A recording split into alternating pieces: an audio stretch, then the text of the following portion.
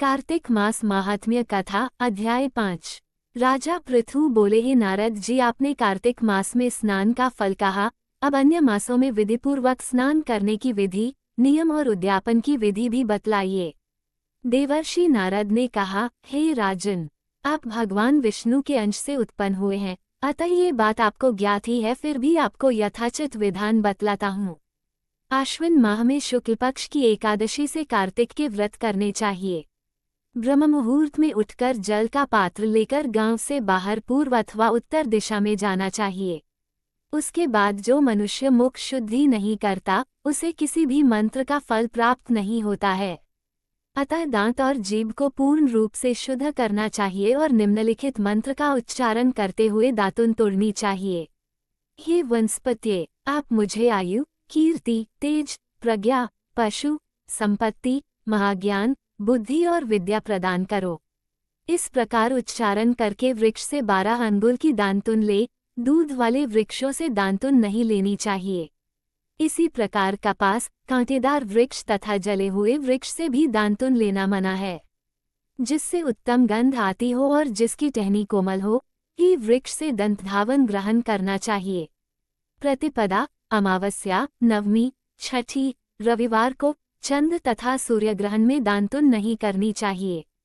तत्पश्चात भली भांति स्नान करके फूलमाला, चंदन और पान आदि पूजा की सामग्री लेकर प्रसन्नचित व भक्तिपूर्वक शिवालय में जाकर सभी देवी देवताओं की अर्घ्य, आचमनीय आदि वस्तुओं से पृथक पृथक पूजा करके प्रार्थना एवं प्रणाम करना चाहिए। फिर भक्तों के स्वर में स्वर मिलाकर श्रीहरि का कीर्तन करना चाहिए। मंदिर में जो गायक भगवान श्रीहरि का कीर्तन करने आए हों, उनका माला, चंदन, तांबूल आदि से पूजन करना चाहिए, क्योंकि देवालयों में भगवान विष्णु को अपनी तपस्या, योग और दान द्वारा प्रसन्न करते थे, परंतु कलयुग में भगवद गुणगान को ही भगवान श्रीहरि को प्रसन्न करने का एकमात्र साधन माना गया है।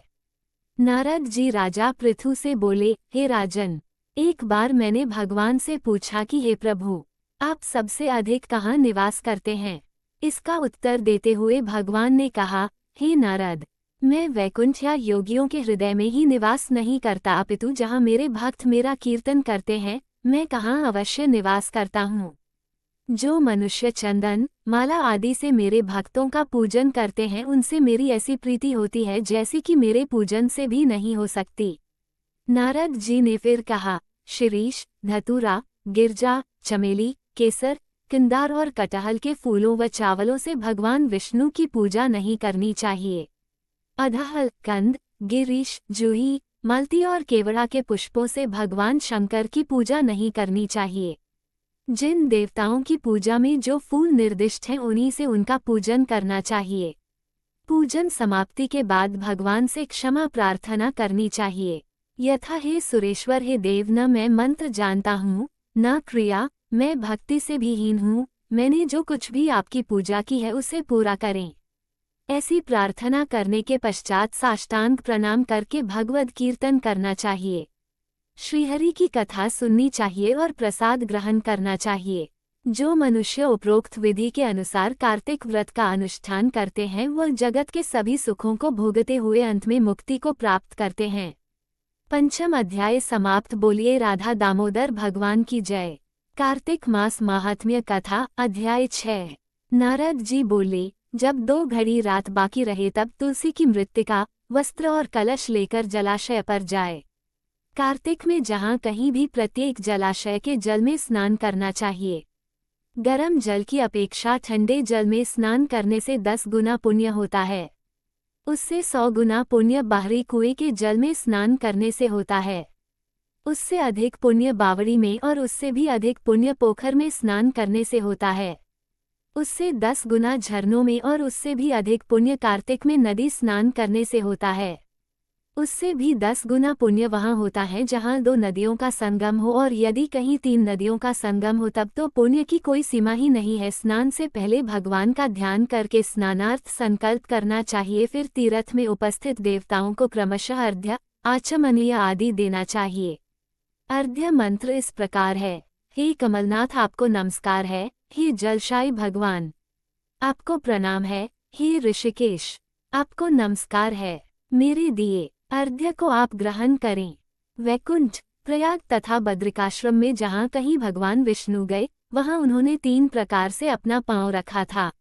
वहाँ पर ऋषि वेद यज्ञों सहित सभी देवता मेरी रक्षा करते रहें। हे जनार्दन, हे दामोदर, हे देवेश, आपको प्रसन्न करने हेतु मैं कार्तिक मास में विधि विधान से ब्रह्म मुहूर्त में स्नान कर रहा हूँ। आपकी कृपा से मेरे सभी पापों का नाश हो। हे प्रभु, कार्तिक मास में व्रत तथा विधिपूर्वक स्नान करने वाला मैं अर्घ्य देता हूँ, आप राधिका सहित ग्रहण करें। हे कृष्ण, हे बलशाली राक्षसों का संहार करने वाले भगवान, हे पापों का नाश करने वाले, कार्तिक मास में प्रतिदिन दिए हुए मेरे इस अर्घ्य द्वारा कार्तिक स्नान का व्रत करने वाला फल मुझे प्राप्त हो। तत्पश्चात विष्णु, शिव तथा सूर्य का ध्यान करके जल में प्रवेश कर नाभि के बराबर जल में खड़े होकर विधिपूर्वक स्नान करना चाहिए। गृहस्थी को तिल और आंवले का चूर्ण लगाकर तथा विधवा स्त्री व यति को तुलसी की जड़ की मिट्टी लगाकर स्नान करना चाहिए। सप्तमी, अमावस्या, नवमी, त्रयोदशी, द्वितीया, दशमी आदि तिथियों को आंवला तथा तिल से स्नान करना वर्जित है। स्नान करते हुए निम्न शब्दों का उच्चारण करना चाहिए। जिस भक्तिभाव से भगवान ने देवताओं के कार्य के लिए 3 प्रकार का रूप धारण किया था, वही पापों का नाश करने वाले भगवान विष्णु अपनी कृपा से मुझे पवित्र बनाएं। जो मनुष्य भगवान विष्णु की आज्ञा से कार्तिक व्रत करता है, उसकी इंद्रादि सभी देवता रक्षा करते हैं, इसलिए वो मुझको पवित्र करें। बीजों, रहस्यों तथा यज्ञों सहित वेदों के मंत्र कश्यप आदि ऋषि, इंद्रादि देवता मुझे पवित्र करें। अदिति आदि सभी नारियां, यज्ञ, सिद्ध, सर्प और समस्त औषधियां व तीनों लोकों के पहाड़ मुझे पवित्र करें। इस प्रकार कहकर स्नान करने के बाद मनुष्य को हाथ में पवित्री धारण करके देवता, ऋषि, मनुष्यों तथा पितरों का विधिपूर्वक तर्पण करना चाहिए। तर्पण करते समय तर्पण में जितने तिल रहते हैं, उतने वर्ष पर्यंत व्रती के पितृगण स्वर्ग में वास करते हैं। उसके बाद व्रती को जल से निकलकर शुद्ध वस्त्र धारण करने चाहिए। सभी तीर्थों के सारे कार्यों से निवृत्त होकर पुनः भगवान विष्णु का पूजन करना चाहिए।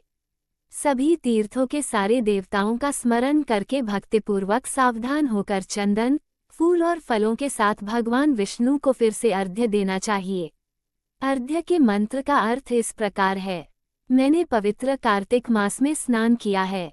हे विष्णु, राधा के साथ आप मेरे दिए अर्घ्य को ग्रहण करें।